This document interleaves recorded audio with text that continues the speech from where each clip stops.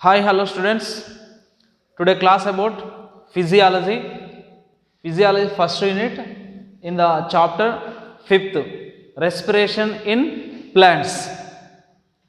మొక్కలలో శ్వాసక్రియ. Respiration in plants.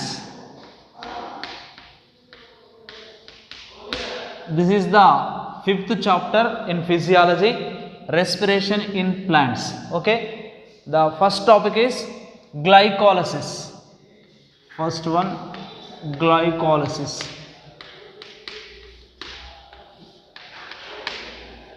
Right, glycolysis has originated from the Greek word. Glycolysis is the originated from Greek word. Okay, glyco, what is the glyco? Glyco means sugars or sugar, and lysis means splitting. Lysis means splitting. Glycolysis, it is the sugar and splitting, and it is occurs in the cytoplasm. Glycolysis occurs in cytoplasm. Okay, where is located in glycolysis process? Cytoplasm. Okay, and it was observed by Gustav Emden. The glycolysis, it was observed by Gustav Emden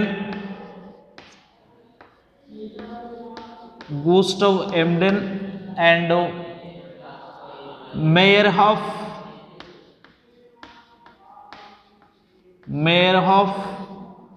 and another one is J. Parnas.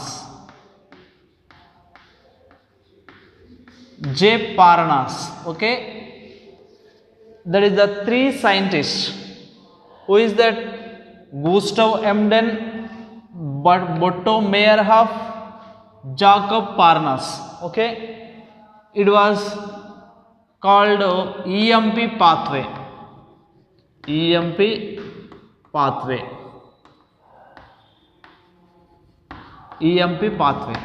Okay, Gustav Emden, Meyerhoff, Parnas.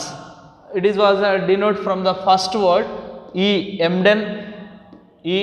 Meyerhoff, M, and Parnas, P. EMP pathway. Glycolysis, it is also known as EMP pathway. Okay, and another name is the glycolysis hexose diphosphate pathway. Hexose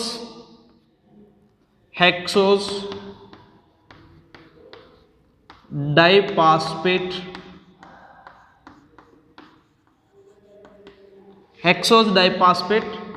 pathway.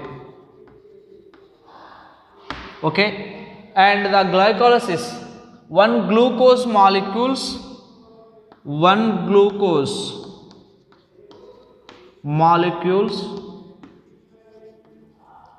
split into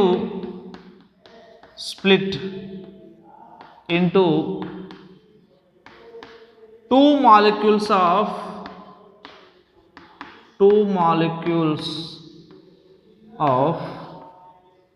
pyruvic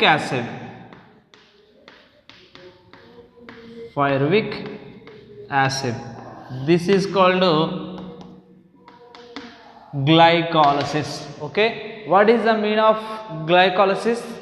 One glucose molecules split into two molecules of pyruvic acid. That is the glycolysis. Glycolysis is the Greek word. Okay, glyco means sugars, lysis means splitting. Okay, one glucose molecule split into, what is the derived from the end product? Pyruvic acid. Okay, one glucose molecule split into two molecules of pyruvic acid. That is the glycolysis. Okay, let us see. Glycolysis అనేటువంటిది ఇది Greek పదం, Greek word. ఓకేనా, Greek word. Greek word glycolysis. Okay, ఈ Greek భాషలో మనకు glyco అంటే sugar means చక్కెరలు, lysis means విచ్చిత్తి. అంటే ఇక్కడ గ్లైకాలసిస్ అంటే అర్థమైంది చక్కెరలు విచ్చిత్తి చెందే లేదా విచ్ఛిన్నం చెందేటువంటి ప్రక్రియను గ్లైకాలసిస్ అంటాం. ఓకేనా, అంటే గ్లైకాలసిస్లో ఫస్ట్ ప్రోడక్ట్ అనేది గ్లూకోజ్ అనమాట. గ్లూకోజ్ అనేటువంటిది విచ్ఛిన్నం చెంది 2 పరమాణువులు ఉన్నటువంటి లేదా 2 అణువులు ఉన్నటువంటి పైరువిక్ ఆమ్లాలు అనేటువంటివి ఏర్పడేటువంటి యొక్క ప్రక్రియను మనము గ్లైకాలసిస్ అంటాం. ఈ గ్లైకాలసిస్ అనేటువంటి యొక్క వలయాన్ని మొదటిసారిగా ఎవరు కనుగొన్నారా అంటే ఇక్కడ మనకి ఎమ్డెన్, మేర్హాఫ్, పారనాస్ ఈ యొక్క శాస్త్రవేత్తలు ముగ్గురు కూడా ఈ యొక్క గ్లైకాలసిస్ని కనుక్కున్నారు. కాబట్టి వీళ్ళ పేరు మీదుగా మనము ఏమని పిలుస్తాం, ఈఎంపి పాత్వే అంటాం. EMP pathway, EMP. మనకు ఎగ్జామ్లో ఇండైరెక్ట్గా మనకు కొన్ని క్వశ్చన్లు వస్తాయి. ఏంటంటే ఈఎంపి పాత్వే అన్నాడు అనుకో, ఫర్ ఎగ్జాంపుల్ ఏం రాస్తాం మనము, గ్లైకాలసిస్ రాయాలి. గ్లైకాలసిస్ అని డైరెక్ట్ వస్తే నో ప్రాబ్లం మనకి. ఈఎంపి పాత్వే అని వస్తామనే మనకు అక్కడ సమస్య వస్తుంది. అప్పుడు మనము గుర్తుపెట్టుకోవాలి, ఓహో ఈఎంపి అన్నా కూడా ఈ గ్లైకాలసిస్ని కనుగొన్నటువంటి శాస్త్రవేత్తలు Embden, Meyerhof, Parnas. EMP pathway. ఇంకోటి హెక్సోజ్ డైపాస్పేట్ పాత్వే అని కూడా పిలుస్తుంటాం. Hexose diphosphate pathway, HPP, hexose diphosphate pathway. అంటే ఇక్కడ హెక్సా మీన్స్ 6 అణువులు, ఏంటిది 6 మాలిక్యూల్స్ ఉన్నటువంటిది గ్లూకోజ్. హెక్సోజ్ డైపాస్పేట్ పాత్వే, ఇందులో గ్లూకోజ్లో ఉన్నటువంటి పాస్పేట్లు 2గా విడిపోవడం జరుగుతుంది. కాబట్టి దీన్ని హెక్సోజ్ డైపాస్పేట్ పాత్వే. ఓకేనా, గ్లైకాలసిస్ని ఇప్పుడు మనము 3 రకాలుగా నేమ్స్ ఉన్నాయి. ఏంటది, first one is the glycolysis and EMP pathway, hexose diphosphate pathway. ఓకేనా, 3 రకాలుగా మనము పిలవచ్చు గ్లైకాలసిస్ని. దీన్ని తెలుగులో ఏమని పిలుస్తామంటే మౌలికమైనటువంటి ద్వితీయ ప్రక్రియను అని ఏమని పిలుస్తారు అంటాం. ఇక్కడ మనకు హెక్సోజ్ డైపాస్పేట్ పాత్వే అని కూడా చెప్తూ ఉంటాం. ఓకేనా, ఇది ఎక్కడ ఉంటుంది మరి గ్లైకాలసిస్ అనేటువంటిది ఏమా అంటే, గ్లైకాలసిస్ అనేటువంటిది కణద్రవ్యం లోపల ఉంటుంది. ఈ కణద్రవ్యంలో ఒక గ్లూకోజ్ అణువు విచ్చిత్తి చెంది 2 అణువుల పైరువిక్ ఆమ్లం అనేటువంటిది ఏర్పడుతుంది. పైరువిక్ ఆమ్లాలు ఏర్పడతాయి. ఓకేనా, దాన్ని మనము గ్లైకాలసిస్. ఫస్ట్ మనం దీనిలో గ్లైకాలసిస్లో మనం ఈక్వేషన్లోకి వెళ్ళినట్లయితే, దీని యొక్క సైకిల్స్లోకి వెళ్ళినట్లయితే ముఖ్యంగా మనకి 10 చర్యలు ఉంటాయి, 10 ఈక్వేషన్స్ ఉంటాయి. అందులో ఫస్ట్ వన్ ఒకసారి చూసినట్లయితే, ఇది రాసుకోండి, పారనాస్.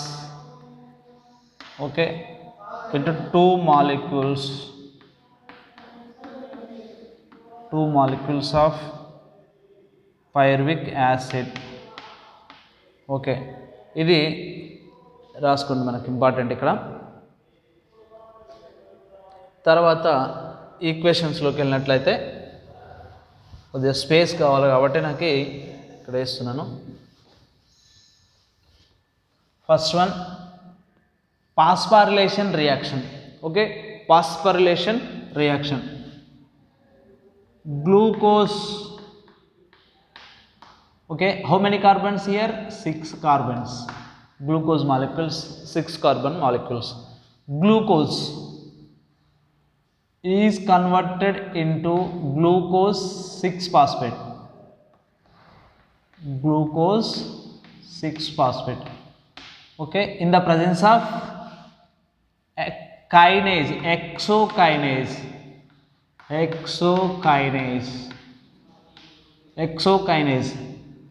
ATP is converted into ADP. ATP is converted into ADP. Removal of 1 phosphate. ATP, adenosine triphosphate. Okay, tri. Mono, di, tri, tetra, penta, hexa. ఈ విధంగా మనకు ఈ యొక్క ఫాస్ఫేట్స్ ఉంటాయి. ఇందులో మనకు ఓన్లీ మేజర్గా మనం శక్తి అనేటువంటిది ఏటీపీ రూపంలో మనకు ఫామ్ అవుతుంది. ATP is removal of 1 phosphate it is converted into ADP, adenosine diphosphate. Di means రెండే, ట్రై నుంచి డైకి వచ్చింది కాబట్టి ఇక్కడ మనం ఒక పాస్పేట్ రిమూవ్ అయింది. ఎక్కడ పోయింది? కన్వర్ట్ అయింది. దేనికి? గ్లూకోజ్ నుంచి గ్లూకోజ్ 6 ఫాస్ఫేట్గా మారింది. దీన్ని మనము పాస్పారిలేషన్ రియాక్షన్, ఇది ఫస్ట్ రియాక్షన్. పాస్పారిలేషన్, పాస్పారిలేషన్, ఓకేనా? ఒక ఫస్ట్ చర్య మనకి phosphorylation. Glucose in the presence of hexokinase enzyme resulting in the formation of glucose 6 phosphate, right? Glucose 6 phosphate is converted into fructose 6 phosphate. Fructose 6 phosphate. Fructose. Glucose 6 phosphate is converted into fructose 6 phosphate. This reaction is called isomerization. What is that? Second reaction, isomerization. Isomerization. Isomerase, in the presence of isomerase. Isomerase enzyme.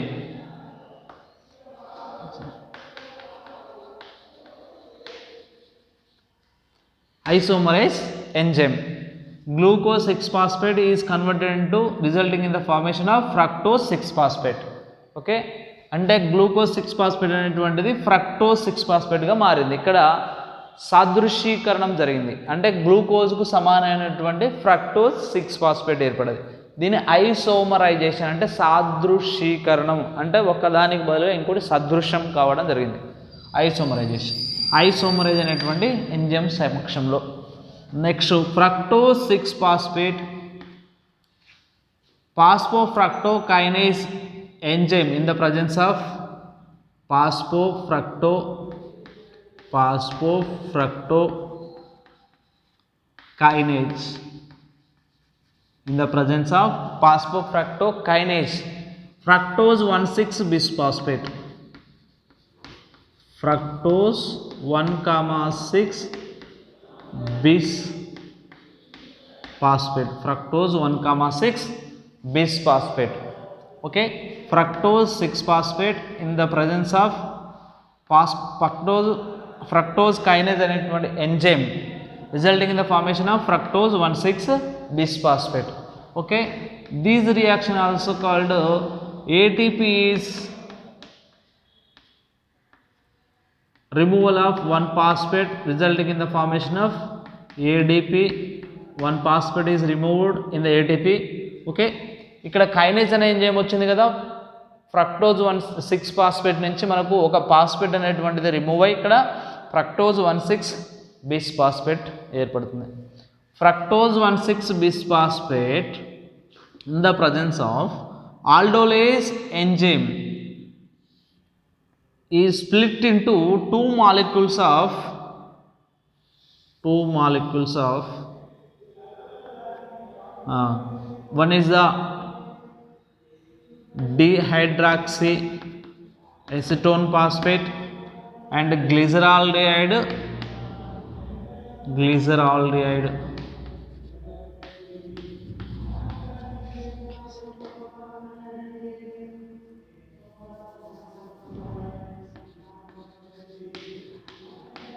Glyceraldehyde 3 phosphate, G3P shortcut లో రాస్తాం దీన్ని.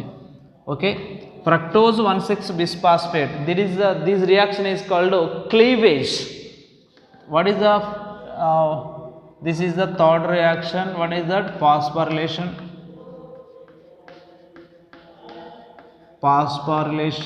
This reaction is phosphorylation, and this one is enzyme is aldolase. Okay, how much? This is the cleavage, fourth reaction. Okay, what is that?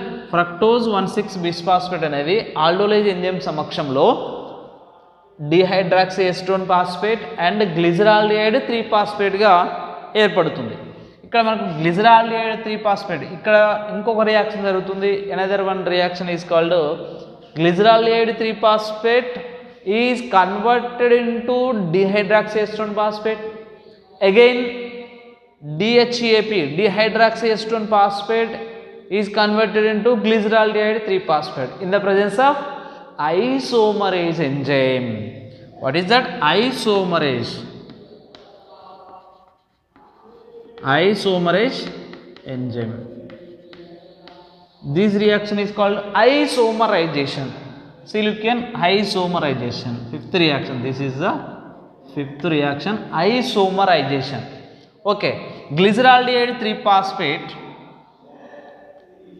it is converted into 1,3-bis-PGA, 1,3-bis-phosphoglyceric acid, 1,3-bis-phosphoglyceric acid, glyceric, 1,3-bis-phosphoglyceric acid. Okay, in the presence of dehydrogenase. Okay, this is also called as substrate level phosphorylation reaction, first stable substable reaction. Okay na, what is that? The NAD plus is converted into NADP. NAD plus is converted into NADP.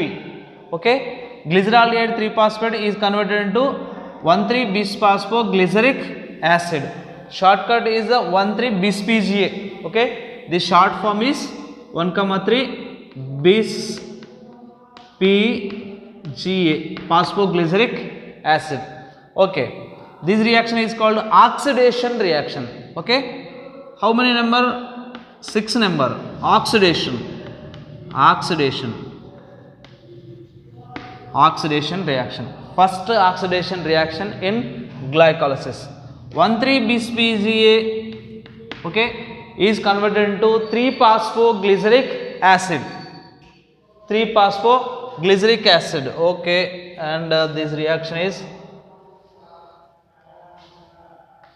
okay. Okay, fine. ఏం కాదు, వస్తుందా? Right. ATP is converted into ADP. ADP is converted into ATP. This is the dephosphorylation reaction. Okay, this reaction, above the reaction, 2 reactions, phosphorylation reactions. One is the first reaction and third reaction, phosphorylation reaction. These are phosphorylation reaction. The 7th reaction, it is called, this is the 7th reaction, this is the dephosphorylation. What is that? ADP is converted into ATP. Okay, in the stage first stable product is the ATP. The energy is which is the forming in the ATP. Okay, శక్తి అనేది మనకి ATP రూపంలో నిల్వ ఉండడం జరుగుతుంది. Right, 3-PGA, 3-phosphoglyceric acid, it is converted into 2-PGA, 2-phosphoglyceric acid. Okay, that is the invertase. The enzyme name is invertase.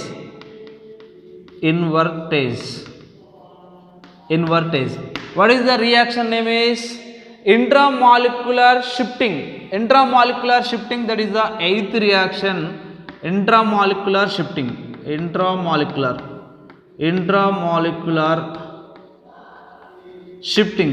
ఎందుకంటున్నామంటే shifting, what is that?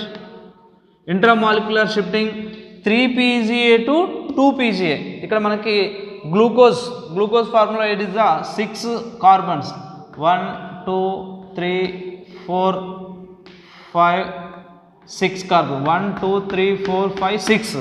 Glucose is the 6 carbon molecules. Okay, the phosphoglyceric acid 1 2 3. It is clear? What is that? 3-PGA means 3 phosphoglyceric acid is 3 carbon compound. Okay, 3 carbon compound to intramolecular shifting. Okay, ఏమవుతుందంటే 3-PGA నుంచి మనకి 2-PGA లోకి మారుతుంది. Invertase అనేటువంటి enzyme సమక్షంలో ఏమవుతుంది? Intramolecular shifting అవుతుంది అనమాట, 2-PGAకి మారుతుంది. Right, 2-PGA is converted into phosphoenol pyruvic acid. Okay, phosphoenol pyruvic acid inhales in the removal of 1 molecules of water molecule. Removal of 1 water molecules. 2-PGA is converted into phosphoenol pyruvic acid. Removal of 1 water molecules. Enzyme is enolase. Enolase. Okay, this is the hydration reaction. This is the hydration. This is the 9th reaction. Okay, phosphoenol pyruvic acid is converted into pyruvic acid. Okay, pyruvic acid is the final product. How many molecules? 2 pyruvic acid is formed. Okay, the enzyme is the pyruvic kinase.